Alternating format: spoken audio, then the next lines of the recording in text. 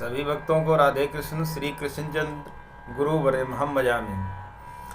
आज बड़ा ही महत्वपूर्ण और उत्तम प्रसंग है कि ठाकुर जी की भक्ति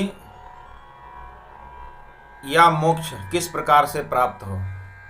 तो आपको हम बताते हैं, गोस्वामी तुलसीदास जी के पास एक व्यक्ति गया और उसने कहा कि भगवान ऐसी कृपा करके बताएं कि हमें भक्ति किस प्रकार से प्राप्त हो, और इस कलयुग कलिकाल में तो बड़ा ही सुगम कोई उपाय सरल बताएं।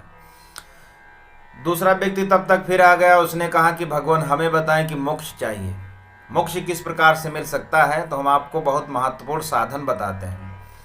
तुलसीदास जी ने कहा, देखो भाई, हम तुम्हें साधन सुगम बता रहे हैं कि राम चरण रति जो चाह अथवा पद निर्वाण।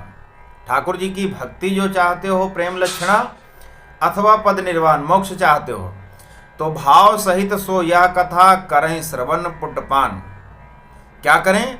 बोले भगवान की कथा तुम सुना करो तो तुम्हें भक्ति प्राप्त हो जाएगी, प्रेम लक्षणा। दूसरे व्यक्ति से कहा कि तुम्हें जो है मोक्ष चाहते हो तो मोक्ष की भी प्राप्ति ठाकुर जी की कथा से हो जाएगी। अच्छा, भगवान की कथा सुनने से नवधा भक्ति में सबसे पहला काम है श्रवण। श्रवणम कीर्तनम विष्णु स्मरणम पाद सेवनम अर्चनम वंदनम दस्यम भा साख्यमात्म निवेदनम।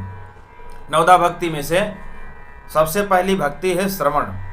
भगवान की कथा, उनकी लीला सुनने से ठाकुर जी के चरणों में प्रेम जागृत होता है, और उनसे जब प्रेम होता है तो वो हमें प्रेम लक्षणा भक्ति प्रदान करते हैं।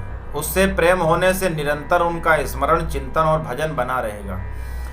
तो क्या करना है कि अगर प्रेम लक्षणा भक्ति चाहिए तो भगवान की कथा सुने, और मोक्ष वाले को बताएं अगर मोक्ष भी तुम्हें चाहिए तो निष्काम भाव तुम्हारी कामना अगर है तो भगवान की भक्ति, उनकी कथा सुनो, तुम्हें मोक्ष भी ठाकुर जी दे देते हैं। क्योंकि भगवान जो चाहता व्यक्ति उसे वो वस्तु प्रदान कर देते हैं, परंतु भक्त जो होता है प्रेमी, वो तो निष्काम, उसे कुछ नहीं चाहिए। इसलिए भव सागर चाह पार जो पावा, राम कथा ताकह दृढ़ नावा। ये संसार सागर रूपी भव सागर से अगर पार भी जाना है तो उसमें भी साधन सबसे सुगम भगवान की भक्ति है। ठाकुर जी की प्रेम लक्षणा भक्ति ही सबसे महत्वपूर्ण है। इसलिए सभी लोग भगवान का प्रेम से भजन करें, गौ सेवा करें, संत ब्राह्मणों की सेवा, परहित सरस धर्म नहीं भाई, परहित का कार्य करते रहें। आपका दिन सबका मंगल हो, शुभ हो, और सभी को भगवान की भक्ति प्राप्त हो। राधे कृष्ण।